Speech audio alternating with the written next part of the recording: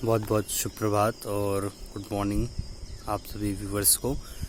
हमने देखिए पहले बात की थी एडमिनिस्ट्रेटिव लॉ की, और उसमें हमने उसके बेसिक चीज़ें बताई थी कि कैसे जुडिशरी, एग्जीक्यूटरी और लेजिस्लेशन का आपसी कोऑर्डिनेशन होता है, आपस में रिलेशन होता है। आज देखिए हम बात करते हैं कि उसकी बेसिकली डेफिनेशन कैसे दी गई एडमिनिस्ट्रेटिव लॉ की। तो आप शुरू हो जाइए अपने अपने नोट्स लेके, अपने अपने कॉपी पेन लेके। हम शुरू करते हैं the definition of the administration law. बहुत सारे जो प्रोफेसर्स हुए हैं, बहुत सारे जो विद्वान हुए हैं, विधि शास्त्री हुए, उनके मुताबिक क्या होता है एडमिनिस्ट्रेटिव लॉ। तो सबसे पहले बात करते हैं डाइसी साहब की। तो इन्होंने क्या कहा है, देखिए इन्होंने जो बात कही है एडमिनिस्ट्रेटिव लॉ की, उसमें मुख्य जो चीज़ उन्होंने कही है, उन्होंने फोकस किया है स्टेट की अथॉरिटी को, उनकी क्या लाइबिलिटीज़ होना चाहिए, उनकी क्या उत्तरदायित्व होना चाहिए और क्या स्थिति होना चाहिए, इसको फोकस किया है पहली चीज़।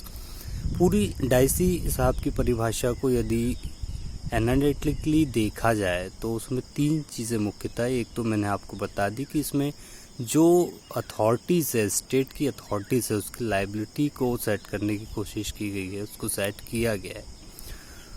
दूसरी चीज़ उसमें कहा गया है जो स्टेट के ऑफिसर्स होते हैं, एडमिनिस्ट्रेटिव ऑफिसर्स होते हैं, वो अपने ड्यूटीज़ को, वो अपने राइट्स जो पब्लिक के टुवार्ड्स है, उनके पब्लिक के, क्योंकि क्या है ऑफिसर्स होते हैं और उनका जो रोल होता है वो होता है, और चूँकि हम जानते भी है संवैधानिक चीज़ है कि भारत में जो राज्य है वो कल्याणकारी राज्य की स्थापना की बात कही जाती है और कही गई है, और इसको फॉलो करने के लिए, इसको इम्प्लीमेंट करने के लिए जो ऑफिसर हैं उनकी भी लाइबिलिटी सेट की गई है इस एडमिनिस्ट्रेटिव लॉ में, कि भाई वो भी अपनी जिम्मेदारियों को बखूबी निभाएं नागरिकों के प्रति, और उनके राइट्स का सम्मान करें, और इनके राइट्स को सम्मान करने के लिए इनकी कुछ लाइबिलिटी भी डिसाइड की गई। तो स्टेट अथॉरिटी के बाद दूसरी चीज़ हो गई कि जो पब्लिक ऑफिसर्स होते हैं, जो पब्लिक रिलेशन से जुड़े हुए होते हैं, उनको कैसे लाइबिलिटी सेट करना है कि वो इंश्योर कर सके पब्लिक राइट्स को, कि जो भी चीज़ें हो रही है वो पब्लिक इंटरेस्ट में हो। डाइसी साहब की तीसरी जो चीज़ है वो ये है कि जो कोऑर्डिनेशन होता है, यानी पब्लिक और स्टेट अथॉरिटी की हमने बात कही या ऑफिसर्स की बात कही, तो जनसाधारण में और जो पब्लिक, जो जनसाधारण है उसमें और जो अथॉरिटी है उसके बीच में कैसे कोऑर्डिनेशन सेट हो सकता है, कैसे अच्छी से अच्छी चीज़ें इम्प्लीमेंट की जा सकती है। तो ये सारी चीज़ें जो है वो डाइसी साहब की तीसरी चीज़ है कि एक प्रोसीजर होना चाहिए, एक निरूपण होना चाहिए प्रक्रिया का, जो जन सामान्य और जो प्रशासन है उसके बीच में कोऑर्डिनेशन या कोई समन्वय स्थापित कर सके, ऐसी कोई प्रक्रिया का निरूपण होना चाहिए। तो इस तरीके से डाइसी साहब की तीन चीज़ों को हम ऐसा अपने तरीके से ब्रेक करके उस परिभाषा को हम ऐसे समझ सकते हैं। आगे बात करते हैं एडमिनिस्ट्रेटिव लॉ में कि डाइसी साहब के अलावा जो दूसरी चीज़ है उसमें कुछ चीज़ें क्या क्रिटिक्स भी की गई। देखिए इसमें पब्लिक अथॉरिटी और पब्लिक ऑफिसर और स्टेट अथॉरिटी, इन चीज़ों की जो है वो लाइबिलिटीज़ पे ज़्यादा फोकस किया गया है। इसमें हुआ ये है कि इसकी प्रोसीजर तो ठीक है, और इसके अलावा जो चीज़ इसमें होनी चाहिए थी कि उसके पावर्स क्या हैं, इस बारे में बहुत ज़्यादा गौर नहीं किया गया है, और उस पर कंट्रोलिंग कैसे हो सकता है इस बारे में बहुत सारी चीज़ें नहीं कही गई है। तो इन कुछ पहलुओं को लेकर इस परिभाषा के थोड़ा सा क्रिटिक्स किया गया है, थोड़ी सी इसमें कमी दर्शाई गई है कि कुछ चीज़ें कम है। तो आगे की बात करते हैं दूसरे जो परिभाषा है जेनिंग्स साहब के अनुसार। तो जेनिंग्स ने क्या कहा है कि कुछ चीज़ें इसमें इंक्लूड की गई है। वो क्या इंक्लूड की गई है, तो एडमिनिस्ट्रेटिव लॉ में देखिए सारी चीज़ें तो पब्लिक से रिलेटेड है, पब्लिक इंटरेस्ट में होना चाहिए।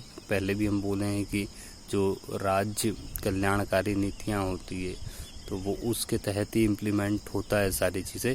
तो इस तरीके से जेनिंग्स ने जो कहा है वो हम देखते हैं। उन्होंने ये कहा है कि ऑफिसर के जो पावर जो कुछ छूटे हुए से थे वो जेनिंग्स ने अपनी परिभाषा में इंक्लूड किया है कि पावर और प्रोसीजर कैसी होना चाहिए, पर इसमें भी थोड़ी सी कुछ कमियां जो थी वो यही रह गई कि कंट्रोलिंग जो बताई जानी चाहिए थी लेजिस्लेशन की, कि पहले भी हमने देखा है कि डेलीगेटेड लेजिस्लेशन होता है जिसके तहत स्टेट अथॉरिटीज़ को कुछ पावर डेलीगेट करती है लेजिस्लेशन की, भाई कुछ जो हद तक है वो आप अपने स्तर पर जहां आवश्यक हो आप अपने लॉज बना लें। तो ये जो लेजिस्लेशन कंट्रोल था इस पर थोड़ी सी कमी दिखाई पड़ी जेनिंग्स में भी।